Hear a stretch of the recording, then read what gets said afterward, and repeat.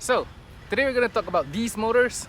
These are the mepsking motors from MEPS, and these are the 2306. Maybe you've heard of them, maybe you haven't. They've been popping up all over YouTube in the recent months.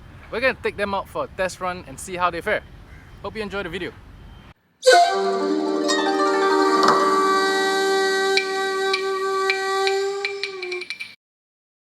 Boom there.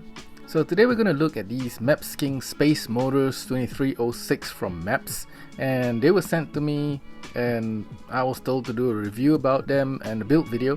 Right, straight out of the box, these motors look really pretty and they're really nice, these 2306 motors. These are the 1750 kV motors. These are the 1750 kV motors. There's another option which are the 1950 kV.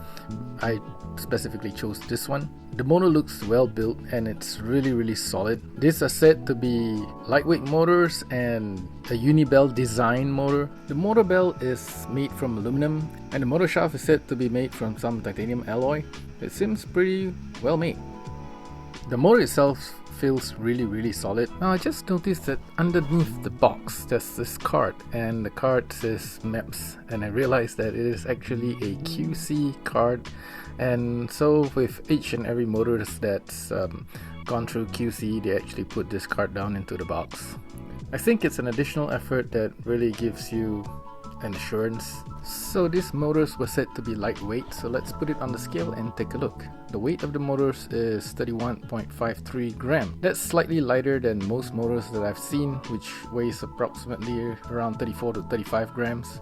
So I'm gonna put these motors on the Volodor 2 because I've got the Volodor 2 all set up and I just need to replace the motors, and it's just bolting on the motors and soldering them onto the ESCs. Just make sure that you have the motor screws of the correct length, because you don't want the motor screws to be touching the copper enamel wire of the motors when you affix your motors onto the drone frame. Next, I'm gonna zip tie the wires so that the wires are tucked nicely and neatly onto the arm of the drone. And next, we solder the wires onto the ESCs. So I'm just gonna do it like one motor at a time and solder them all one by one. Just make sure you cut the wires to length and just give a little bit of gap and thin the wires before soldering them onto the ESCs. And now that the soldering is all done, so all I have left to do is check the motor configuration on Battleflight and make sure that everything is spinning in the correct direction, and we should be good to go. These motors really look pretty on the Volodor 2, I must say.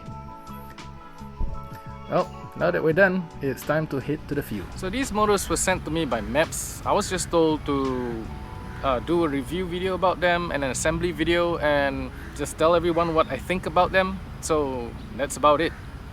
These motors are really pretty. I can't tell you much about it until I fly them, and this is like literally the maiden of these motors. So I hope you enjoy the rest of the video. Check this out.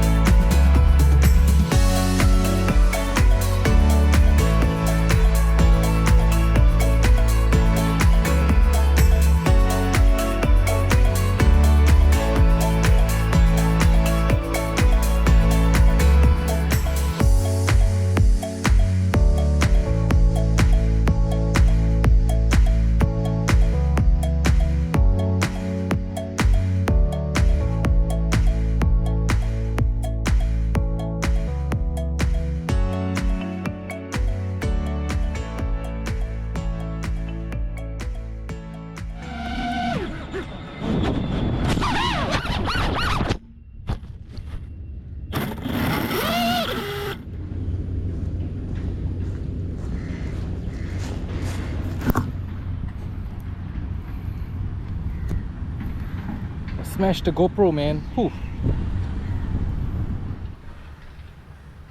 Well, that was a short flight. Yeah, kind of crashed the quad and smashed my GoPro. It's my new GoPro.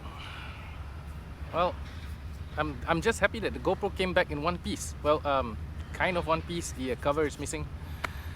But I'm really happy at how smooth these motors are. They were really smooth. They're one of the smoothest I've ever flown with. But unfortunately, I landed upside down, so I kind of like smashed one of these motors and it got bent. So it's now jammed right there. It's mainly my fault.